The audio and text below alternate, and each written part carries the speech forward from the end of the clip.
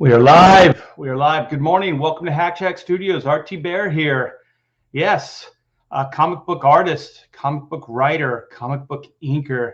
I've done it all. I've seen it all. I've been everywhere. That's not true. That's not completely true. I have seen a lot with these two eyes, and they're watching you right now. Hey, this is going to be an interesting. I'm going to see if I can do this again. It's been a while. I haven't done a show in a week. I haven't done one of these things in a week. So let's see if I can still do this. I feel a little rusty, as they say. There's little cobwebs. I got to shake them off. Yeah. So, oh, cool. Sign of Life. You guys are on it. Praetor 7. Aye, what's up, bae? Aye. Jam Creates. Hey, Art. What's up, Jam? Past Master. Ooh, I like the top hat skull. That's cool. I'm here. Todd bless you. Todd bless you, young man. Well, if Todd wants to bless me, that's cool as well. I'll take it from either person. Devil Flyer, what's up, my friend? Hello. Yeah, I want to go over a little bit of black and white. Talk about whatever you guys want to as well. I always like the interaction in the stream, hanging out with you guys. And I want to get. I wasn't going to talk about this. The Dan Aykroyd and what he said about canceling humor that I guess people find inappropriate. And I want to have a little conversation with you guys and see what you have to say and just kind of go over and give you some of my thoughts. I think we live in a really, I don't want to overstate it. I was going to say scary times, but interesting times. I think most of us know what motivates these things and why people are doing them. I just don't think they're thinking it through, and they're just kind of acting in the moment and taking care of problems short term. But what they're creating is some major problems down the line, and we'll talk about those things too. So let's see. We got Jbox 2K. Hey, Art, these Hollywood types are so in their own bubble. It's ridiculous. They're in something. I don't know what. I just want to say, like Dan Aykroyd, he was, I wouldn't say a hero, because I think that's overstating too, but I really did admire him. And I didn't know how much I admired him until he said this ridiculous thing that he said. I got a Screen Rant article here that I'll go over. I know it's a little old news, but I just kind of felt like I needed to get some of this stuff off my chest. Let's see what else we got.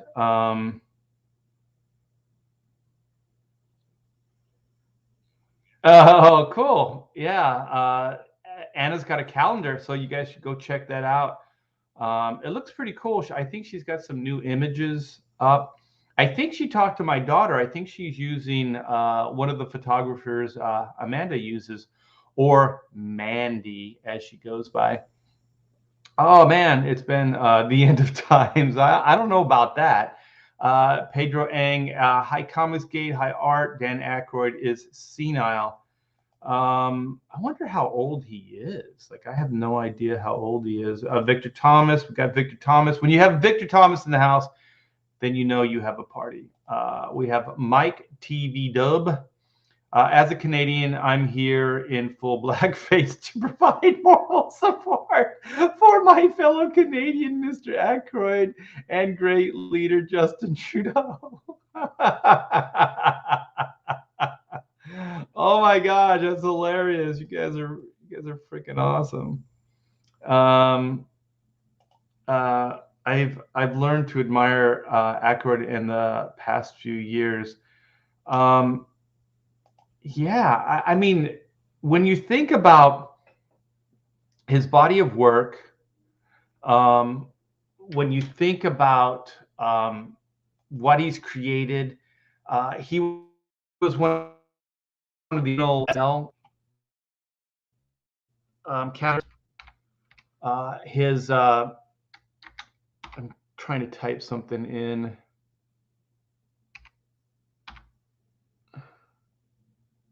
No, that's not it. Donna Dix. I just remembered who Dan Aykroyd is married to. Oh, this is not good. How did this happen? No, no, no. That is not Donna Dixon. This is Donna Dixon. Yes, this is Donna Dixon. Okay. I don't know if he's still married to Donna Dixon, but man, she is a beauty. She's a beauty. She's one in a million, girls. These are all older pictures of her. I don't want older pictures. Wow, there's hardly anything when you Google search her. There's an older picture of her. I should probably. Wow, I'm gonna say Donna Dixon 70s. I'll do 80s. 80s. Let's see what shows up. All right, this is better. This is better. Okay. Whoa. Yeah, this is nice. Sweet mama jamma. I'm gonna save these, and you guys are gonna get to see them. Let's find some of these. Ooh, wild, wacky. She was in Wayne's World too. Oh my gosh, look at how sweet. Wow. All right. I know you guys can't see this, but you will see it soon. This is so funny how my brain works. It's like, let's start with Donna Dixon, and then we'll get into the Dan Aykroyd story. Let's show off. Donna Dixon is hot as F back in the 80s. Born in 52 was Aykroyd. Oh, okay. 52. Oh, shit. So, 60, was it be 69? No, 59. It'd be, no, he'd be like 69. Is that right? He's almost 70 years old. Okay. We have all priorities. Donna Dixon. It is. Yes, yes. Uh-oh. Hold on, you guys. I got to get this. I'm gonna.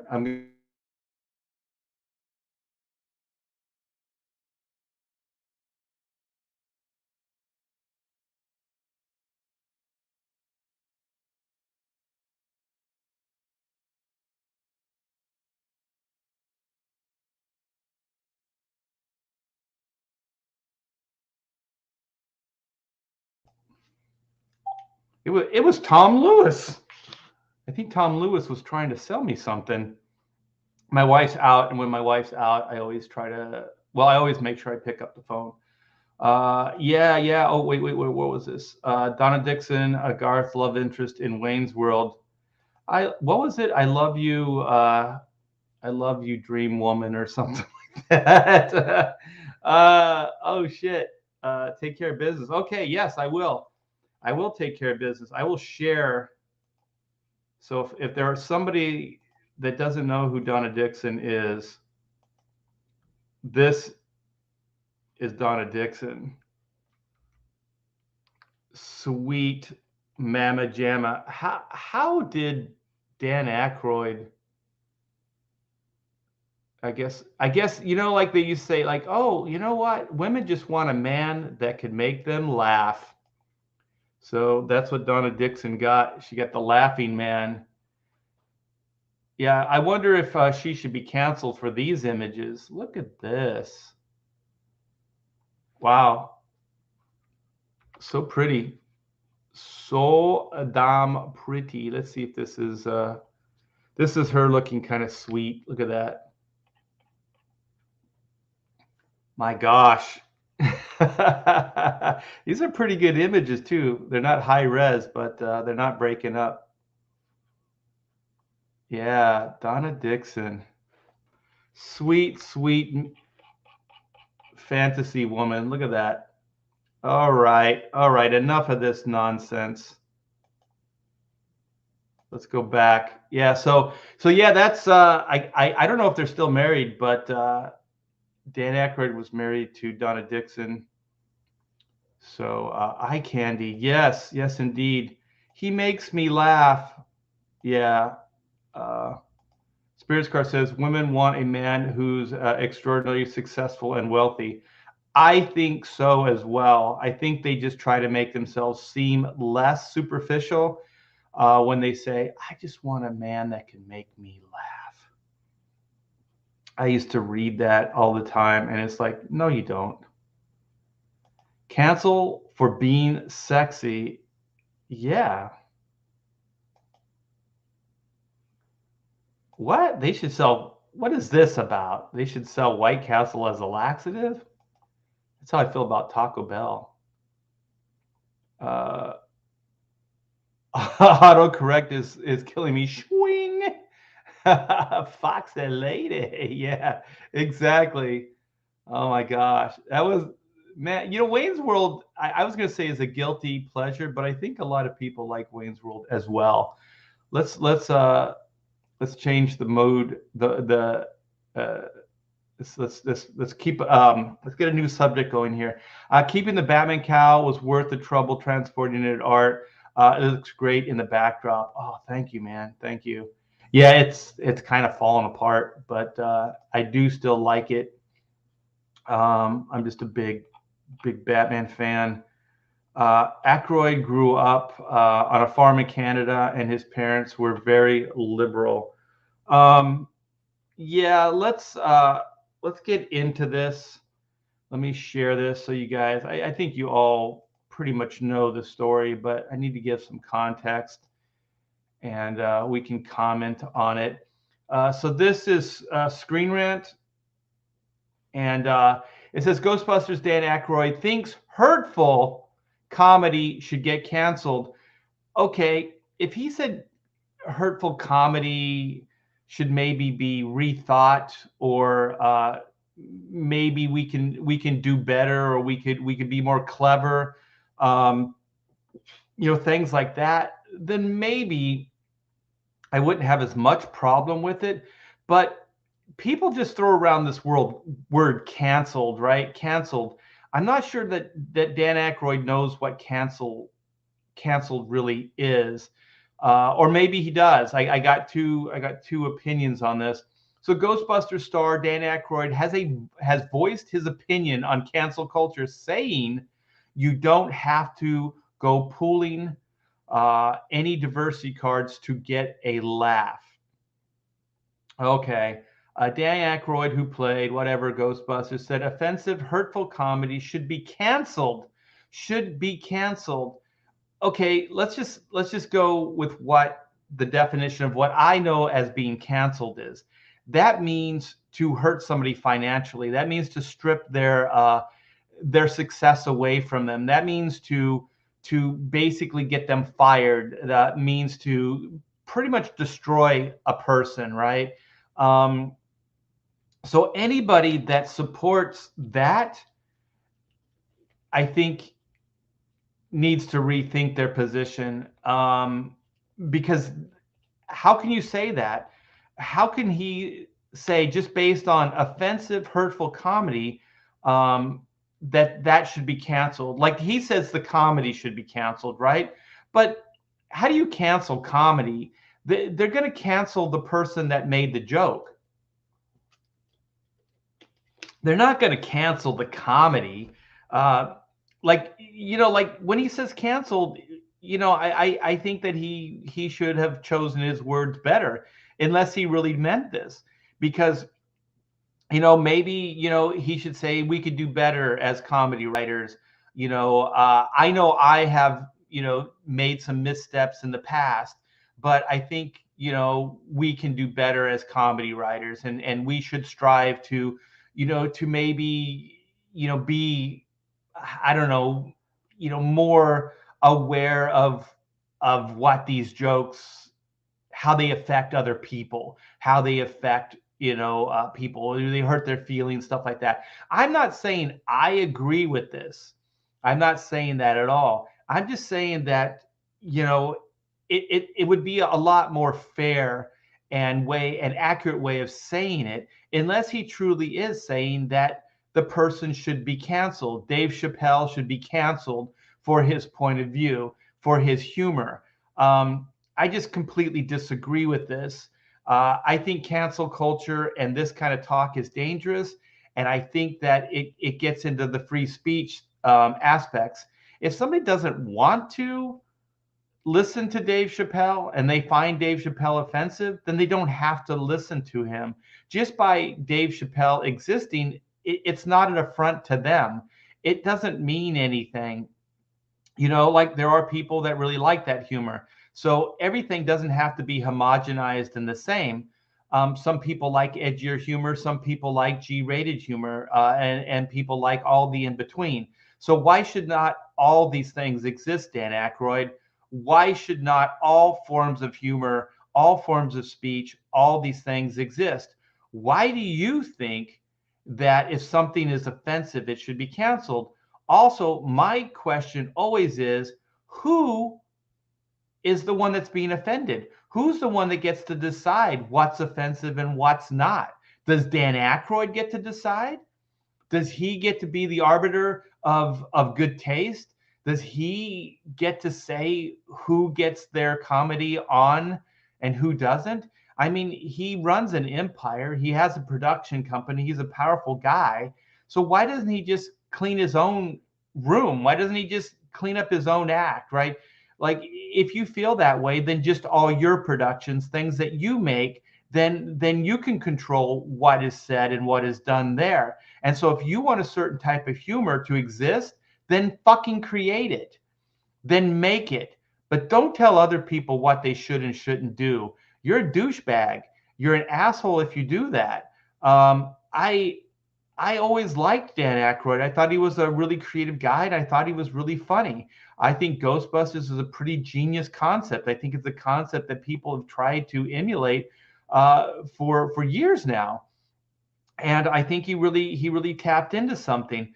But for him to start talking this way is really crazy. So conversations regarding canceling comedians and programs for outdated. So this is how these intellectuals refer to it. It's outdated. So to be edgy or to say something that maybe is a universal truth, but is a little hard to swallow. Sometimes humor, sometimes these things are fun because you get to hold up a mirror to like bad behavior or bad politics or stuff like that. So you can make a joke about it and then people can laugh. It kind of lightens the mood. It changes the way people think. SNL used to have they still do. They have the news segment where they basically go over news and then they kind of have commentary and stuff like that. So you can actually do a lot with this. You can make jokes about this stuff. You can kind of say, hey, look how ridiculous this policy is, or look at how silly this president, was last night on the news, or whatever it is. You can make these jokes and then people can go, oh, it's almost like giving permission people to laugh about something that might be scary or might be evil or might be wrong. There's all kinds of ways that humor actually make the world better, and it's not always just like unoffensive. Sometimes it's offensive. Sometimes it's really it aims at the jugular. You know what I mean? It goes right for the throat, and it makes a point. It gives you permission to laugh at some of this ridiculous shit. And I think the world would be a better place if we could start laughing about some of this shit that's happening right now. But everybody is so worried about offending somebody or hurting somebody's feelings. We can't talk about this stuff, and we can't find the humor in it. If you can't find humor in Joe Biden and his campaign, then you don't have a funny bone, because some of this shit is absolutely ridiculous and hilarious. It's scary, but it's funny. It's there's humor in it. So many shows have faced retroactive backlash campaigns, causing them to either be removed or the creators to apologize for content. I will never apologize for anything I create. There's no way I'm bending the knee to any of these jackasses. Recently, Dave Chappelle. You know what? I'll start flipping burgers before I compromise my integrity to get work from one of these jackasses. There's just no way. Recently, Dave Chappelle caused waves in Netflix special The Closure, which contained a slew of hurtful. They even say it's hurtful. How? Like, you're already making a stand here. You're already saying that Dave Chappelle said hurtful things and harmful remarks about transgender people. So you're already making a judgment call here, Screen Rant. You know, I guarantee you there were people that were offended by it, but I guarantee you there were people that thought it was absolutely hilarious. So there. The public backlash was met with a shrug from Netflix CEO Ted Sarandos, who refused to remove or condemn the special. Good. This led to a walkout. Oh, big statement, staged by Netflix employees. I wonder if they got paid for a day off. You know, oh, very edgy. They walked out and probably got paid for walking out. Employees and the cascade of think pieces about the topic of cancel culture. Now Aykroyd weighs in on the debate with some hard truth. They say truth about humor and so-called cancellation. So-called cancellation. Think pieces about the topic of cancel culture, really? That led to some hard truth about humor? What truth about humor? It's either funny or it's not. Jeez. Anytime you have to intellectualize humor, I believe you lose the humor. Anytime you think too much about it or you overthink it, I think you just destroy the humor. In an interview with THR ahead of the anticipated sequel, Aykroyd explained his opinions on comedy and cancel culture. The actor believes that comedy spectrum means that you don't have to go pulling any diversity cards to get a laugh. I'm not sure what that means. Speaking about the controversial cancel culture surrounding dated comedy and edgy routines. They did edgy routines in SNL all the time. That's what the appeal was. They held it was like young people holding up a mirror to society. They were showing how absurd things could be and how absurd life is and politics. There is more integral writing, what is that? Or intelligent writing, and that can happen if you stay away from the offensive material. Well, you can write that, Dan Aykroyd. You can do that. You can hire people that work for you to do that. But how dare you say that everybody wants that? Everybody does not want that. I think all the above should exist so people can have a fucking choice of what they want to watch, what they want to entertain themselves and their family. You know, I think people are multifaceted too. I like really edgy stuff, but you know what? I like G-rated humor too. I like dad humor. You know, I like puns. I like all that. But you know what? I like hard edge stuff as well. So I like all of it. You know, to say that people are just one thing and they should only get one type of humor, I think is Orwellian. I think this is pretty nutty stuff. And for Dan Aykroyd to say this, I find offense to it. Going into specifics about his own experience, Aykroyd points out, "Can I do my James Brown imitation? Question mark. He was one of my best friends, and I do his voice pretty good, but maybe I shouldn't." He doesn't even make a stand. He says, maybe I shouldn't. maybe I shouldn't. Why? If you can do a good James Brown imitation, it's entertaining and funny, then what's wrong with that? But I am going to come back and share something with you guys real quick. All right, this is the same. I'm gonna see what you guys think too. So I haven't forgotten about you guys. Oh shoot, I shouldn't do this yet. I got to clear my slate. I got to get rid of my Donna Dixon stuff here, which is going to make me sad because she's so pretty. Okay, so let's try this again. I'm going to screen share, and we're going to get into this a little deeper. All right, there's a movie called Trading Places, and I do believe this is what Dan Aykroyd's trying to get out in front of. I don't think it's his James Brown impression. I think it's this. I think it's Rasta Man.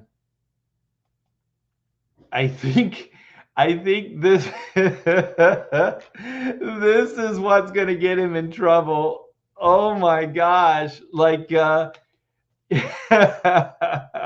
I think he's trying to pre-cancel himself. I think he realizes the mob is going to come after him, and so he's trying to get out in front of it, and he's trying to bend a knee already, like preemptively cancel himself so that he can sell that new Ghostbusters movie. How dare you? How dare you, Dan Aykroyd? Look at this. This is crazy. Yeah, and the thing is, like in the movie, I think Aykroyd's character, I don't really remember the movie. I saw it once, but I think Dan Aykroyd's character was a good guy, right? And so I think I believe he was a good person, or he gets redeemed in the story. But he's playing these characters to try to help somebody out or help Eddie Murphy's character out. Like I said, I don't really remember the plot. But I don't think there was any kind of malice. I think he was doing this for a good deed, like he was trying to help somebody by being Rasta Man. I'm not really sure, to be honest. But yeah, I mean, by today's standards and what he's talking about, I think people would find this very, very offensive. I saw the movie. I don't remember being offended by this. I remember the movie was okay. I think I laughed. I didn't think it was necessarily the greatest movie of all time, but it had moments. And I mean, look at this. This is Dan Aykroyd in blackface. I think it's a character named Rasta Man.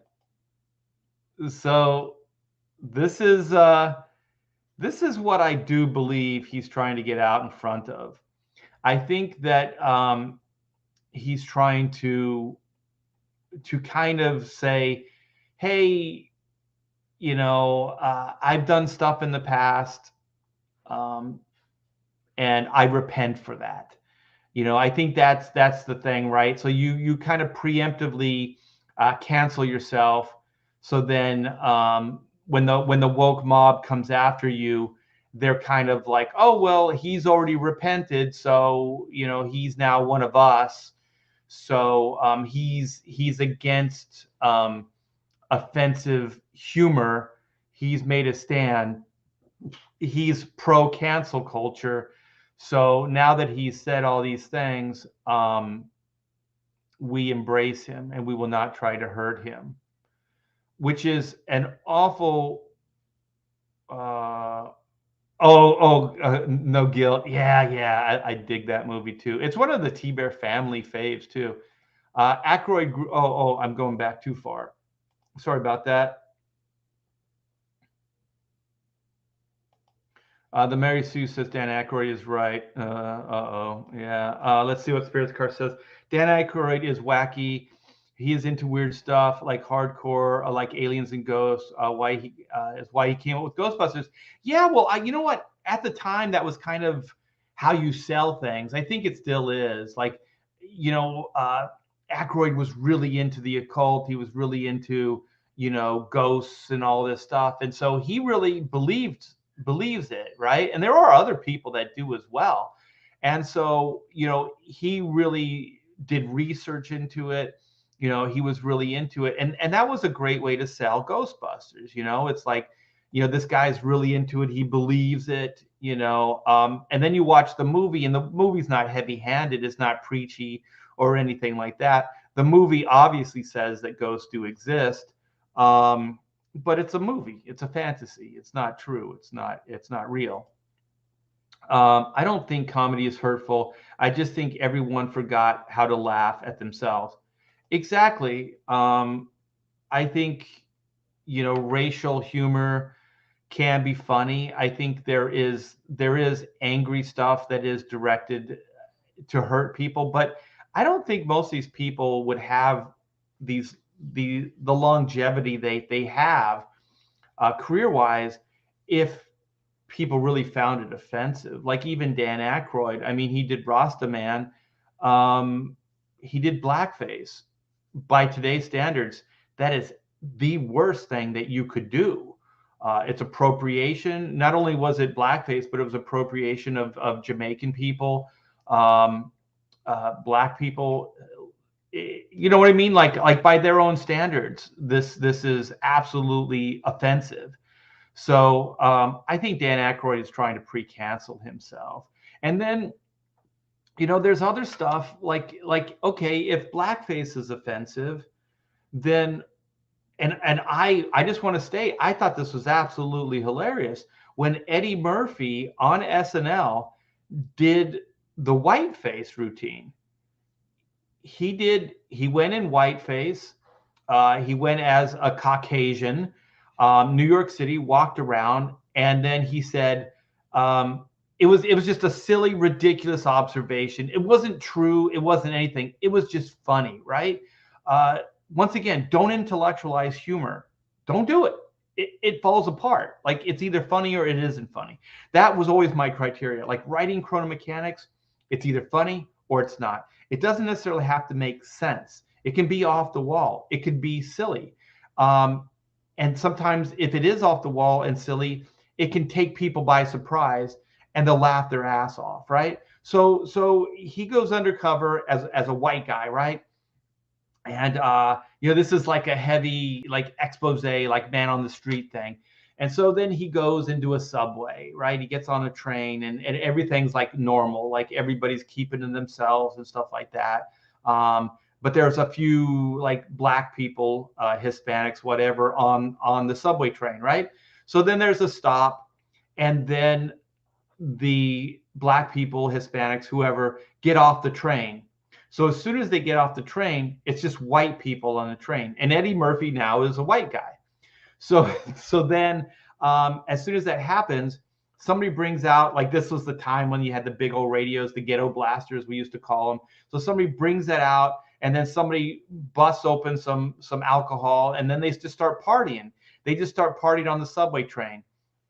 And so then he's like, it turns out that when black people are present, white people act differently, and so then he goes into a store.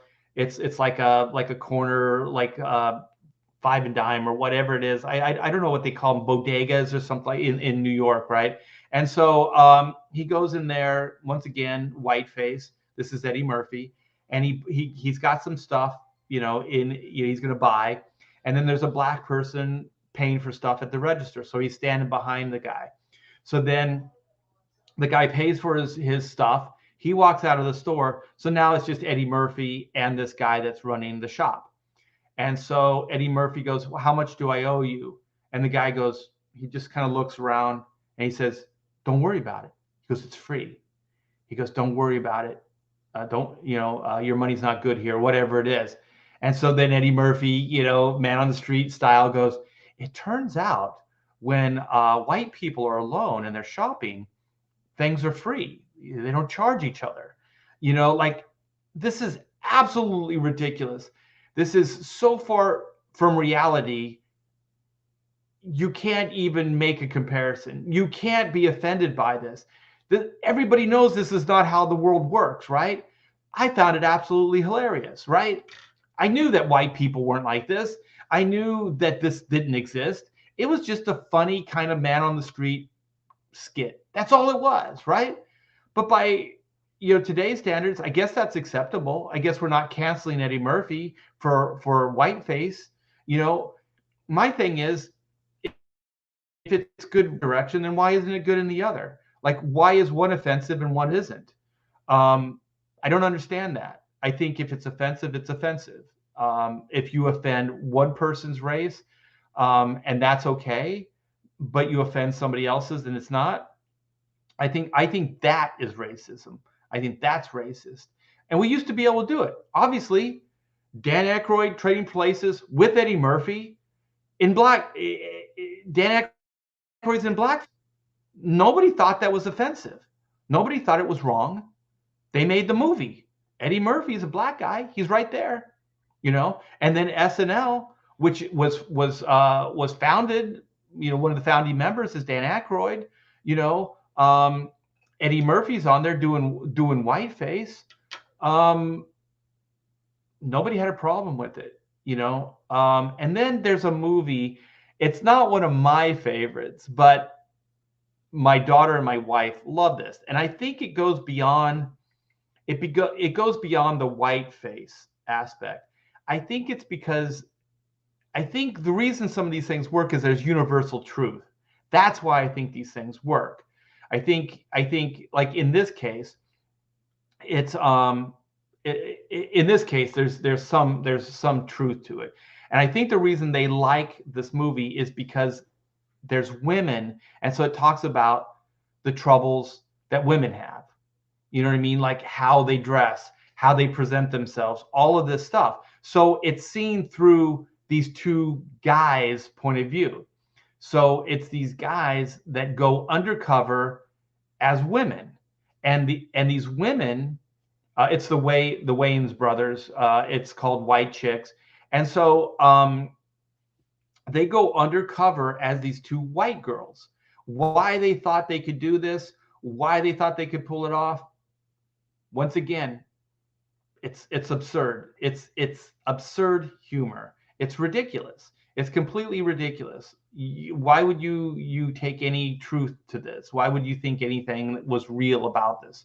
But there is the one thread of truth that I'm trying to say. I know I sound like I'm contradicting myself, but is that I think the reason my family, my wife and daughter like it is because they show the men trying to put on pants, and that the one woman says like, well, suck it in, whatever. This is the reality. And then they talk about how to size shoes if your feet are big. And I don't know all the humor, but they absolutely love it. And I think they love it because these guys torture themselves to become women. They do ridiculous things to try to be fashionable. They try to get into these clothes. They try to think about the way they present themselves, all of this stuff. And then there's this guy that thinks one of them's attractive, and there's all kinds of just like weird stuff that's happening. But it's basically black guys in white face, and the title doesn't even try to hide it. It's called White Chicks, So by today's standards, by Dan Aykroyd's standards, should these things be canceled? Should the Wayans brothers be canceled? Should Eddie Murphy be canceled for the whiteface? That's why this stuff is stupid. It's so dumb. Like, why are we giving it any credit? Why are we giving it any power? I think these guys should just denounce it. They should get out in front of it by doing that. Like, I remember, okay, this was, we're all like this, right? There's people like just kind of resonate through distance, right? You remember these things. And so John Peterson, good friend, editor at DC Comics. He edited the Teen Titans and then became editor-in-chief at Wildstorm. Just a really smart, creative guy. He worked with us on Black and White, the initial miniseries. So just in more of a friend capacity than an official editorial capacity. And so we had a letters column, Black and White, read all over. It was a contest, I didn't name it. And so, excuse me. So people were sending letters in, and we were answering them. And so we were sending him the letters, and he was going over them because in the day at DC Comics, when he was the editor there, they had letters columns. They published letters columns. And he said one thing. He said, personally, I don't do, and I advise people not to do, because I think I replied or something like that. And what I did is I thought I was being humble, and I was kind of like, I don't know why people do this, to be honest. I mean, I've evaluated it since, but they kind of cast shade at their past work. And sometimes they do it in a really negative way. And so John told me, he said, never do that. Never, ever say anything bad about what you did before. And I said, why? I'm so much better now. He said, well, let people figure that out. He said, because when you say your work on whatever series, you don't like to look at it, or it's not up to standards or whatever, he said, you have to remember that's somebody's favorite story. That's somebody's favorite work that you've done. And it's not up to you to really decide that. So as soon as you put, you say that, then you're kind of not making it okay for them to enjoy it. So you're saying that it's not my best work, right? And so then that person says, well, Art says it wasn't his best work. Like, should I still enjoy it? He says he didn't like it. So then when Dan Aykroyd says these things, then Trading Places, by his own cancel culture, his own way of looking at stuff, he's going to get canceled. He should get canceled because those are the rules. So if they apply to some people, they should apply to him as well. Okay, so he did blackface.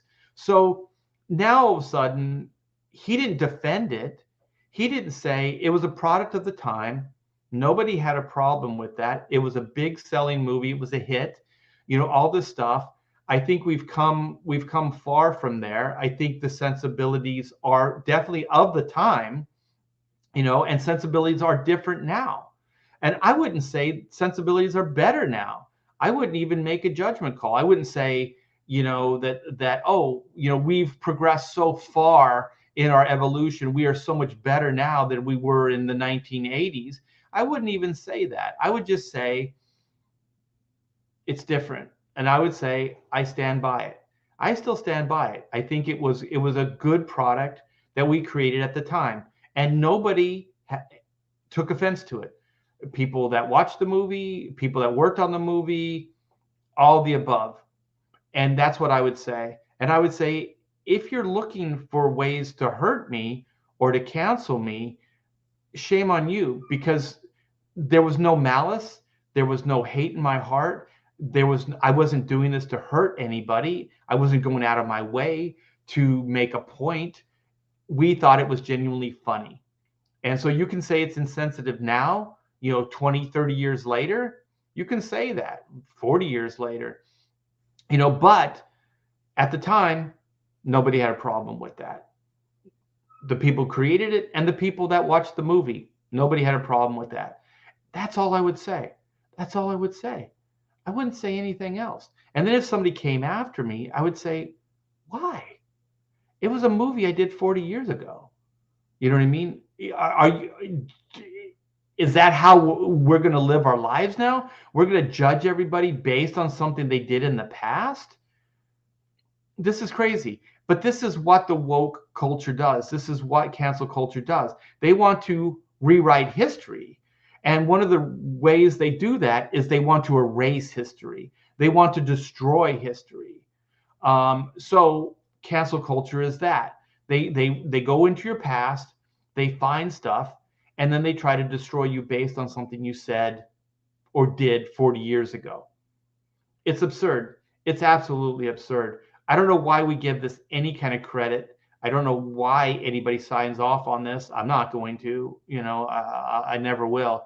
I think it's harmful. I think it's harmful to humans in our evolution. They like to think it's evolution. It's like us being, smarter, better than we were in the past. I don't think that's the case. I don't think that's the case at all. I'm going to take some and see what you guys say. I'm going to go to the chat. Okay.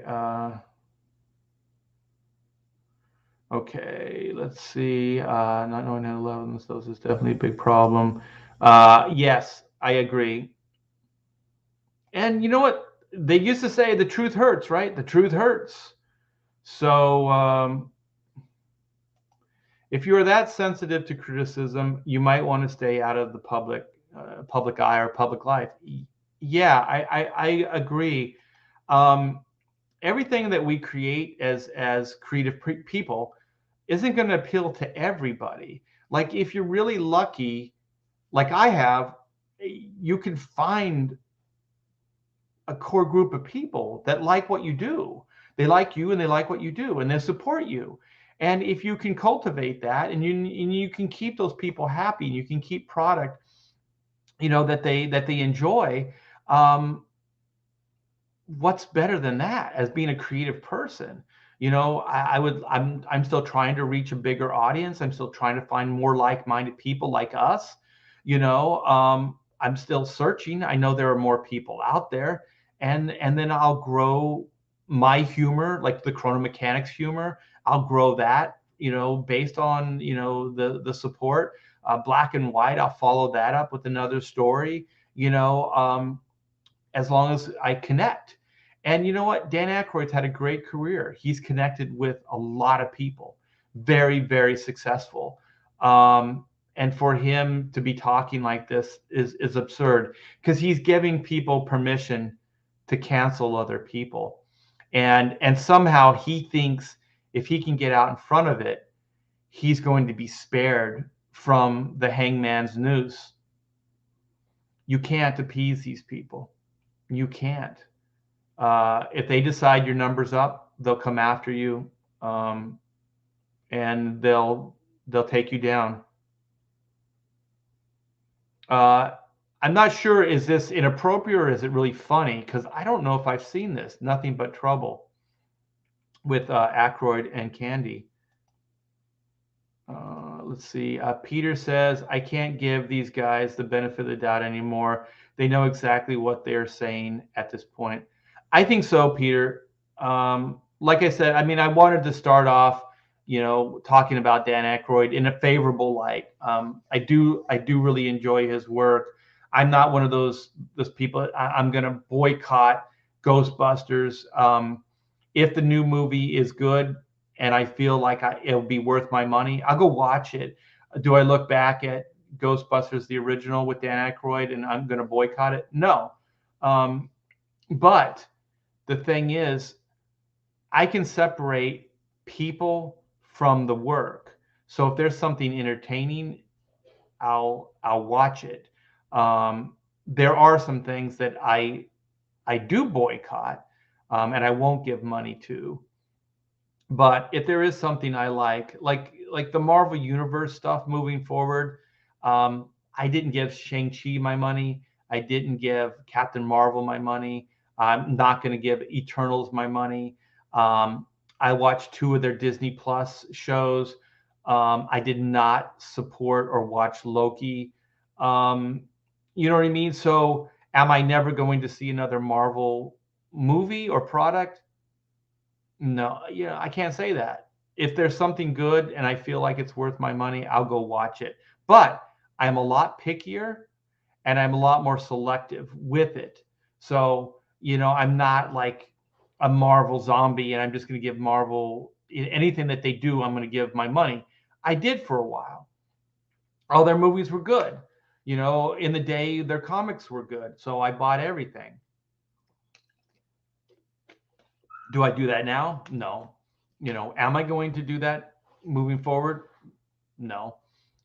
So I'm way more selective with it. But if there's entertainment value, why would I not, you know, be entertained by something? I mean, I think life is so hard. If you can find entertainment in a half hour, 40-minute read of a comic book or a 2-hour movie or an hour TV show, I think we should. Um, you know, but Dan Aykroyd is a human being. I don't have respect for anymore. I just don't, because what he's doing is he's trying to spare himself, but at the same time, he's making it harder for other people. So the woke mob will still go for other people. So by him signing off on cancel culture and saying that he believes in it and that it's a good thing, he's giving it power. He's giving it momentum. And these people, these fucked up people that think it's a good thing, then they can go, well, we got Dan Aykroyd. He supports it. How bad can it be? Dan Aykroyd's a good guy. No, he's not. Pastmaster says, saw Dan Aykroyd on Rogan selling his vodka and was interesting until this crap. Yeah, I liked also that, Dan Aykroyd with Ghostbusters, the last Ghostbusters movie with the ladies, he actually was verbal about that. He said that it wasn't the good movie. He made money off it. Most of the original Ghostbusters were in the movie, so they supported it on some level. And then Dan Aykroyd said, we gave the director notes. We tried to help him make this a better movie, but he ignored them. So that's what Dan Aykroyd said. So when he said that, I thought that was a good way of kind of distancing yourself from it and saying that you did try to help. But at the same time, it was that guy's vision. It was that director's vision. So you didn't intercede. You didn't heavy-hand it. You didn't take it away from him, whatever. You still supported him, but you gave him notes, right? That he could choose to use them or not. So then it would sink or swim based on its own merits. And we saw how it played out. It sunk. So people did speak. They did speak with their money. The movie tanked. It is one of the most hated movies of all time. They try to hold on to it by saying, oh, well, it was because men couldn't abide by the fact that there were women Ghostbusters. That's an oversimplification of it, and it's not true. But Dan Aykroyd didn't sign off on that. He never said that. He just said it was the director's vision. We gave him some notes. We saw that he was deviating. He was going in directions that weren't going to work, and we tried to help him. That's it. So I thought that was really cool the way he said that. I always liked the way Dan Aykroyd handled himself in interviews. One of my favorite characters that he's ever played is in Gross Point Blank, where he played Grocer, pop, pop, pop, popcorn. Like, he was a scary mofo, but it was funny at the same time because he was so over the top. He was insane. Dan Aykroyd can play drama. He can play humor. He's a talented dude. For him to do this, as a human being, I've lost respect for him, but I can still enjoy his performances. I'll still watch Grosse Pointe Blank. It's one of my favorite movies of all time. My wife and I love it. Like, it's one of those more action. It's edgier film, but my wife really enjoys it too. So let's see. Red Gaze says, "What's up? What's up, Red Gaze?" By his own standards, 100%. Yeah, I think the woke mob should come after. I don't wish it on him, but by their standards, I think the woke mob should go after Dan Aykroyd. I mean, how do you bounce back from Rasta Man? How do you do that? Like, how do you can't come back from that. By their standards, not by mine, but by their standards. How do you come back from this? You know, like I said, I don't have a problem with it. I didn't have a problem with it at the time. I don't think anybody else did. But this is it. This is the image that cracks me up. He's also smoking a joint. Yeah.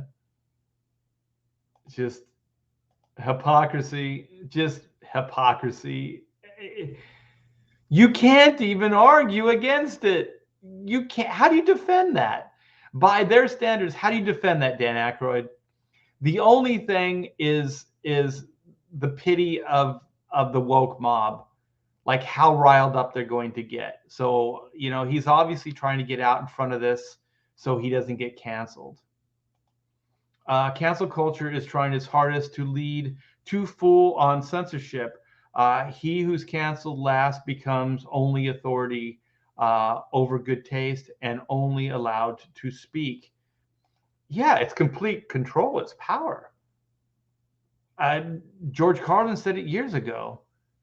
He said, you control the speak, you control the thought.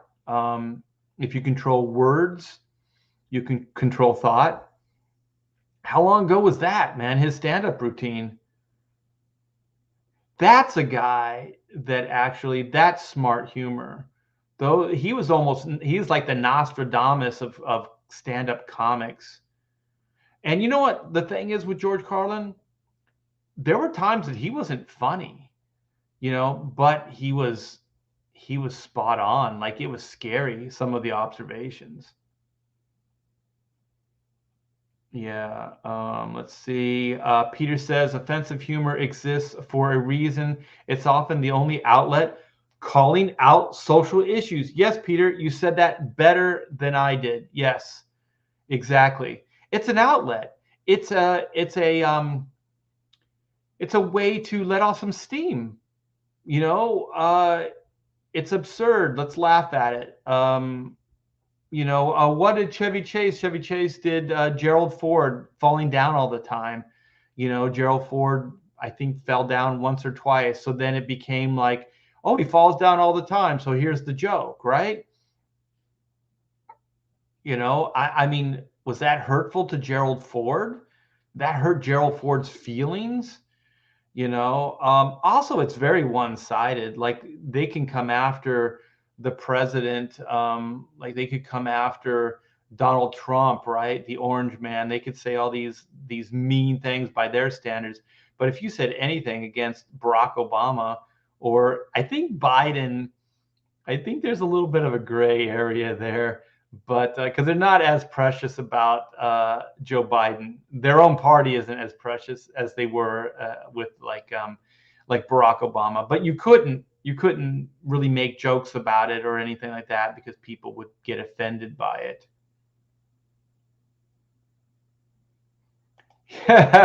He got a hold of the tainted Kool-Aid. I do think it's survival. I think this is modern day survival for Hollywood.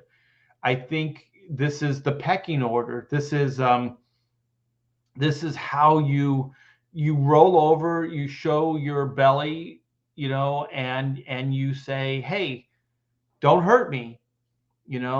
That's what they do. They roll over, they put their hands up and they say, don't hurt me. When they should just say, fuck you. It's a piece of entertainment I did 40 years ago. No one had a problem with it then, and I still stand behind it. I think it's funny. Would I do it today? Probably not. But I can't guarantee it. If it's funny, maybe I would. Like, deal with it. Be very matter of fact with it. Say, now you deal with it. Okay? I'm not backing off. I'm not denouncing it. I'm not saying anything. I thought Disney should have done that with Song of the South too. I think when they didn't get out in front of a Song of the South and they just let it be what it was, and then they pulled it and said you can't get it anymore. As soon as they did that as a corporation, they made it taboo and they made it worse than it really was. So if you're offended by Song of the South, don't watch it. You know, you can talk about it. You can say, I'm offended by this. You can write articles about it, but you don't get it canceled. You don't erase it from existence. It does exist. It was there. People were entertained. I'm not sure if the main actor was either nominated for an Academy Award or won the Academy Award. There were some great songs that came out of that. Zippity Doo-Dah. I mean, there was some good stuff that came out of that. And you have to go, one, it was a product of its time, and two, it was a period piece. It was a period piece. It wasn't contemporary.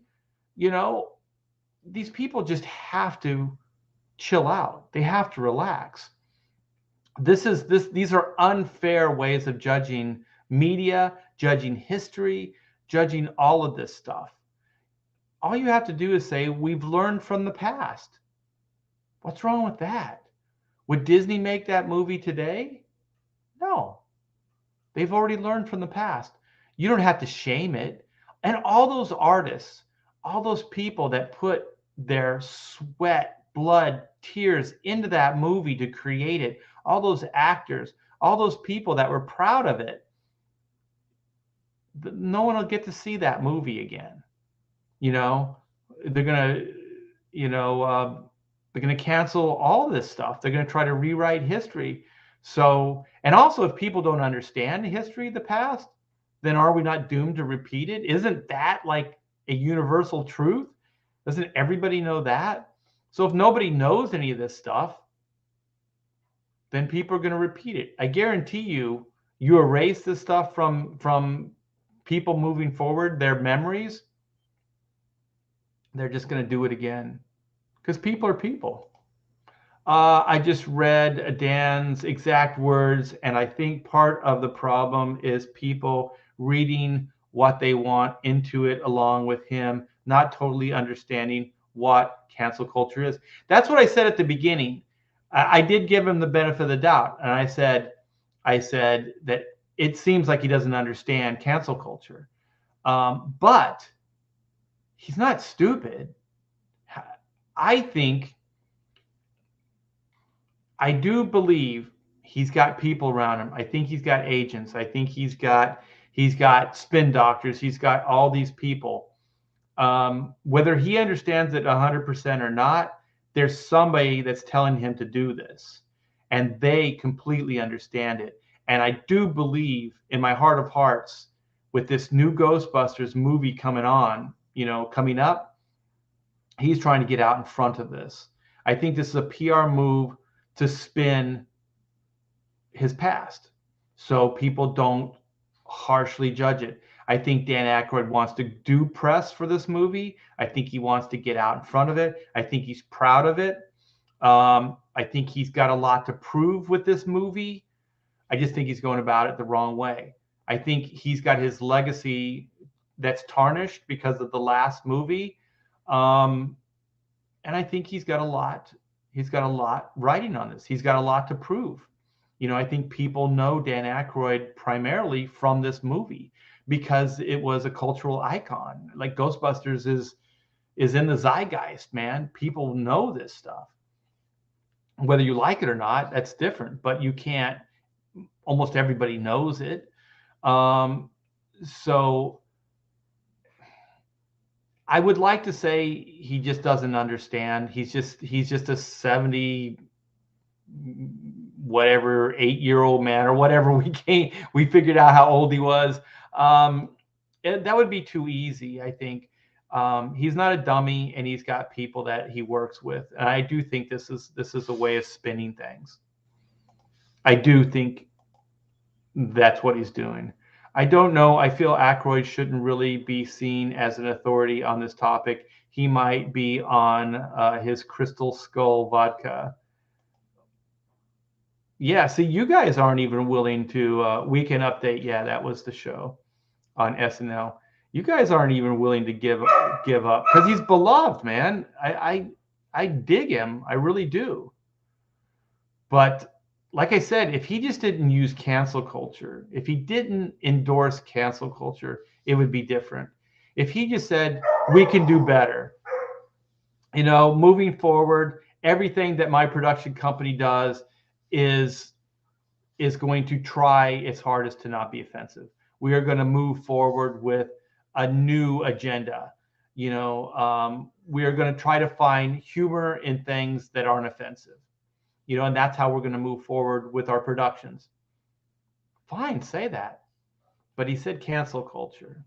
He said he gave an endorsement to cancel culture. Whether he meant to or not, it's there. And they're going to use it. They're going to use it. Comedy allows us, I think, to blow off steam for putting up with literal stereotypes. Yeah, and you know what? Stereotypes do exist. That's why it's like it's funny because it's true, right? I think you can laugh at some of this stuff because it is true. It's so ridiculous, it's true.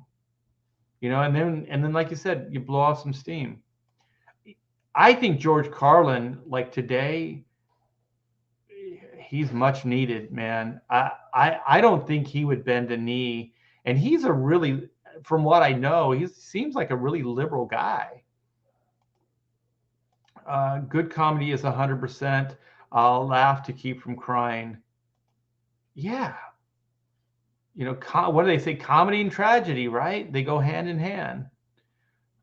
Good comedy can bring it can hit you a tragedy and then right on a flip make you laugh. Like, that's great writing. I like that type of stuff where you can emotionally kind of bring somebody to a certain level and then kind of bring them back up, or vice versa. That's why we should use all these tools. We should never limit our creative palette. If there's an edgy bit of humor, put it out there, man, and then let people decide if they think it's funny or not. But the cancel part, that's the absolute. Let people decide, that's fine. Let them back it or not, that's fine. But when you talk about canceling, you're talking about hurting somebody. That's different. That is a lot different. This is pretty ridiculous of Aykroyd, as many of his sketches he appeared in an original SNL would probably get him canceled by SJWs today. Yeah, I mean, there's a lot. There is a lot. Let's see. Lenny Bruce slayed a lot of scarecrows. Yeah, and to be honest, I didn't find Lenny Bruce that funny, but he just said it as he saw it. You know what I mean? He there was no apologies given. He just said stuff.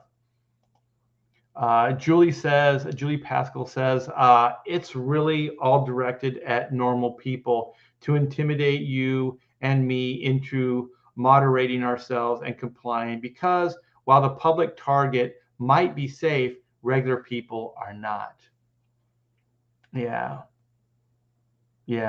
It's like when Bruce Jenner, I've talked about this years ago, came out and said he was transgendered, and then, he becomes the spokesperson for transgendered, and he says, like, be proud of who you are, go out and be who you are, all of these things.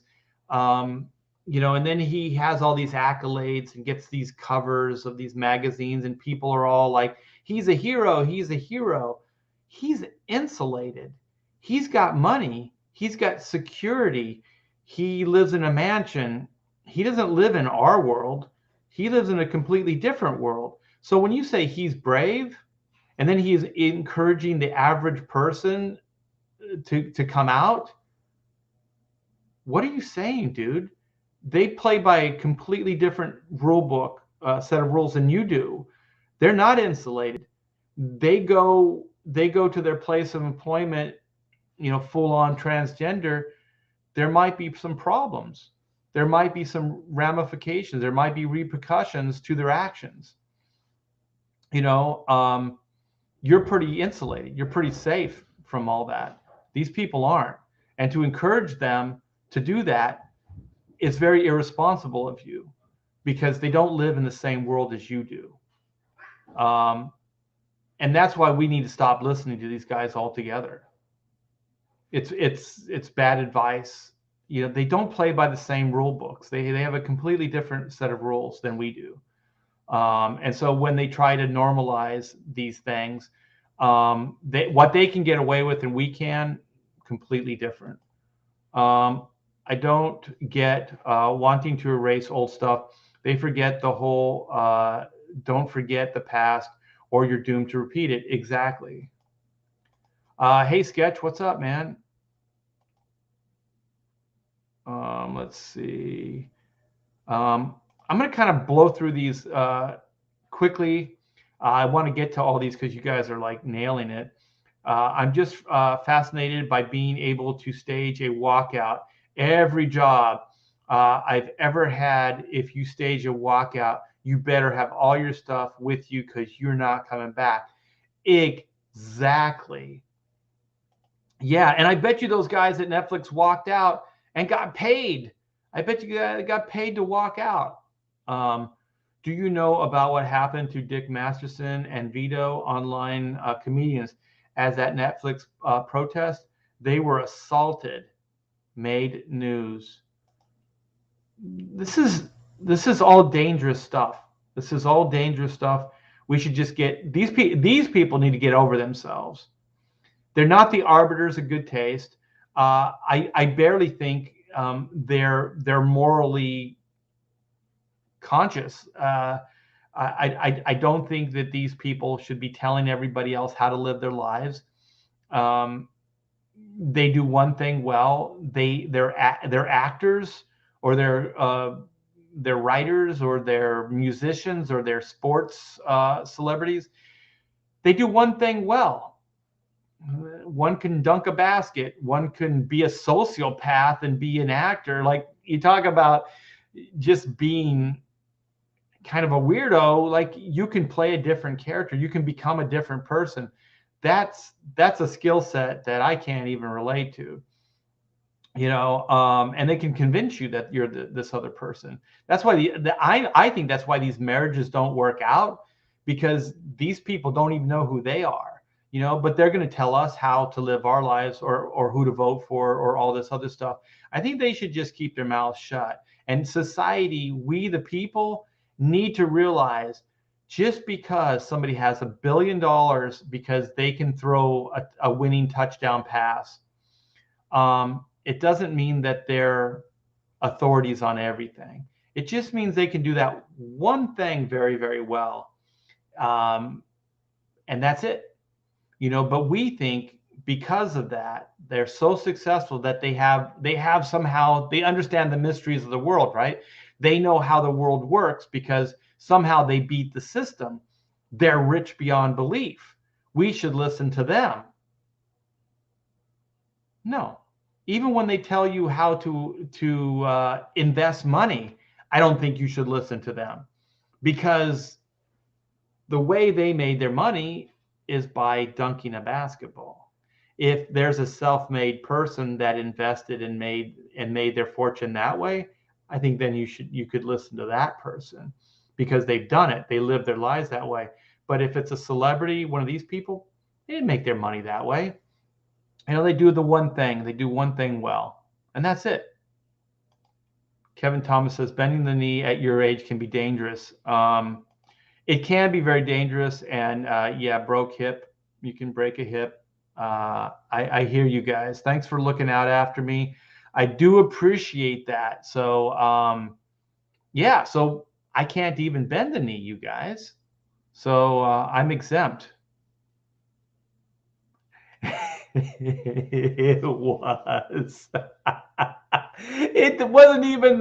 It wasn't even Gerald Ford. It was just Chevy Chase tripping and falling. That's all it was. Yeah, yeah.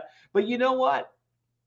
You know, some of that physical humor is funny, and it definitely was not, you know, an accurate Gerald Ford impression, other than, you know, the pratfalls. We got Eric Huffles. What's up, brother? Let's see what JP says. Dave did not come out and say it, but he points out maybe the actions of the trans community on Twitter killed his trans friend, and that culture that needs to stop. Yeah, let's see what you guys think about Eddie Murphy. Eddie Murphy renounced his earlier 80s comedy acts, saying the humor was ignorant in order to stay in good standings with Hollywood weirdos. Aykroyd is no different. I didn't know that. I didn't know Eddie Murphy had done that. And like I said, as soon as you say that, I think you take away the entertainment value of those movies. Like, people can't enjoy those movies anymore because you say that they were inappropriate or they were horrible. And I think that's bad. You take away something that people enjoyed. You diminish their enjoyment of a movie that you did in the past because of what today is considered inappropriate.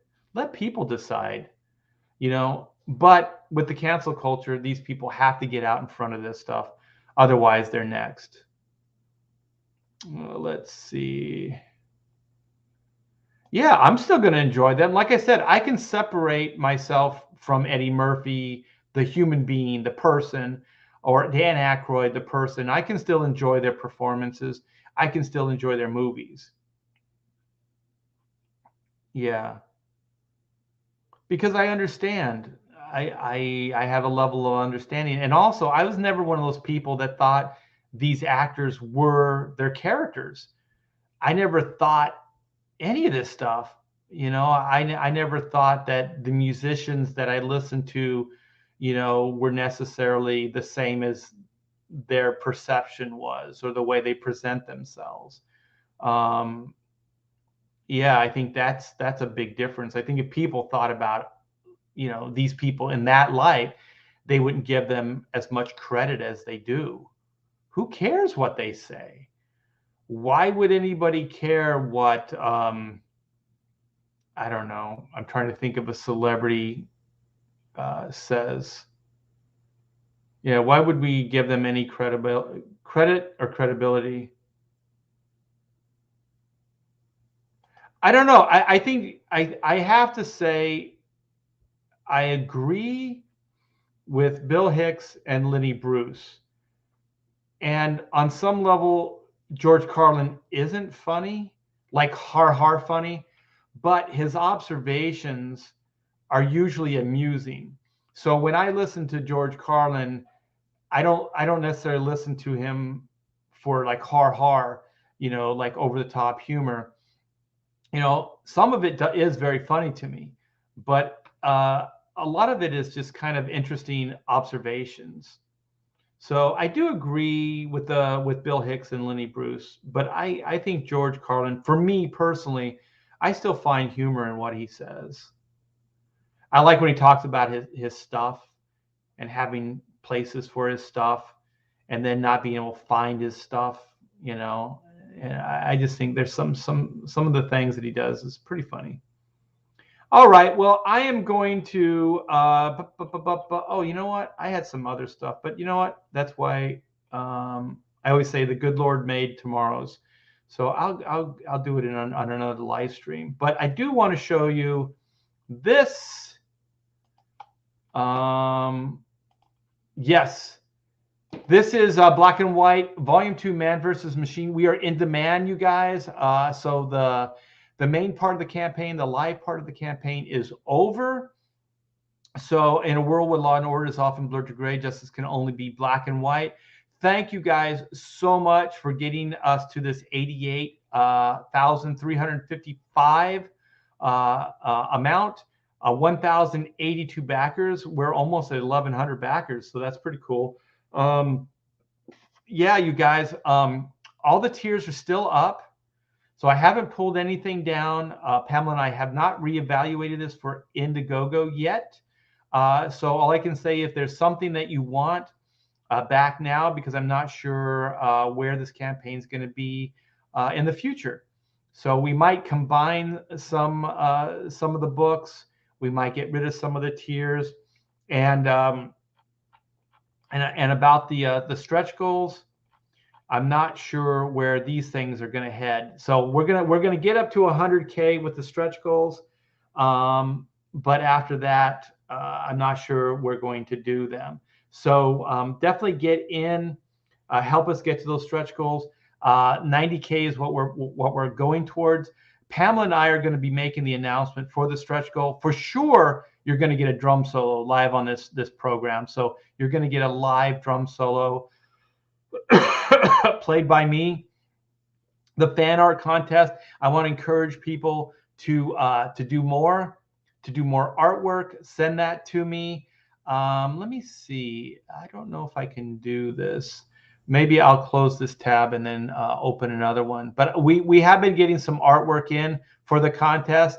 Looks absolutely phenomenal. I do dig it. We have the High Octane book, which is the 22-page animated adventure story written by Von Klaus and drawn by Pedro Ang. We have the Joe Bennett variant cover. Speaking of canceled, Joe got canceled from Marvel, and I do believe this was his first work after the cancellation. So I had a good heartfelt conversation with Joe. Joe is going independent as well. I think eventually we all will. Marvel and DC have too much power over our careers. And I think with Comicsgate and crowdfunding, we have showed to the world, the mainstream comic or the comics industry as a whole, that this is the way to go. We have the Kenneth Rocafort variant as well. We just added not too long ago these black and white wraparound T-shirts, which are fantastic. Red Valkyrie did the design work for them. Shay was, when I saw these, I flipped out. I was like, we got to get these on the campaign. We still have the Inco T-shirt, and I am going to play Red Gaze's video. Here we go.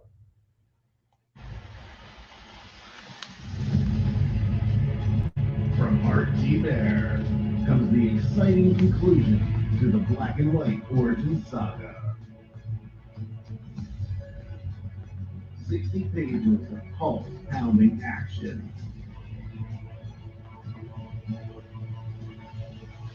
In a world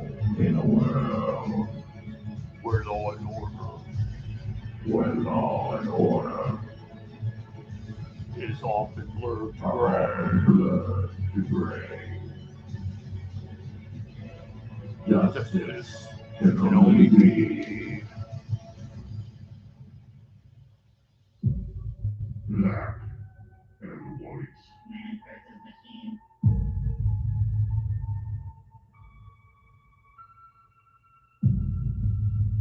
Yes, you guys, back at today.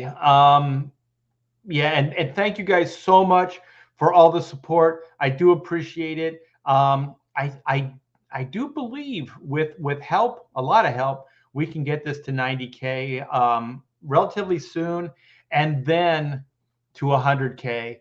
So I think that'll be fantastic. This success just blew me away. You guys never cease to amaze me. Thank you. So let's go back.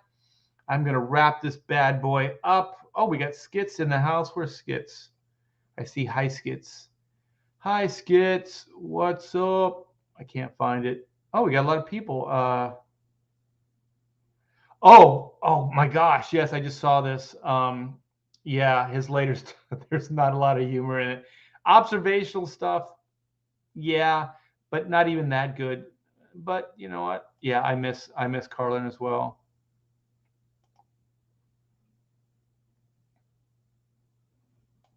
Ooh, well said. I had to highlight this. Wow, Eric. My moral compass is not calibrated by the world views of people who are trying to win popularity contests. Wow, that was really good. All right, yeah, I am going to leave on that. Man, you nailed it right there. So I hope you guys enjoyed this. I just had to get this out of my system. This was not easy for me to do. I really do like Dan Aykroyd. I can still appreciate Dan Aykroyd's creativity. his performances, all that stuff. But as a human being, yeah, he pretty much did. I just don't respect him the way I once did. So yes. Oh my gosh, I gotta stop breathing. I'll never get out of here if I. Hey Sierra Whiskey, what's up, man? Long time no see. So yeah, you guys enjoy your day. Enjoy your weekend. Friday night, go out, hang out, be with people you like. Have a great weekend. Do something fun for a change. Try not to get hung up on these knuckleheads too much. And I'll see you soon.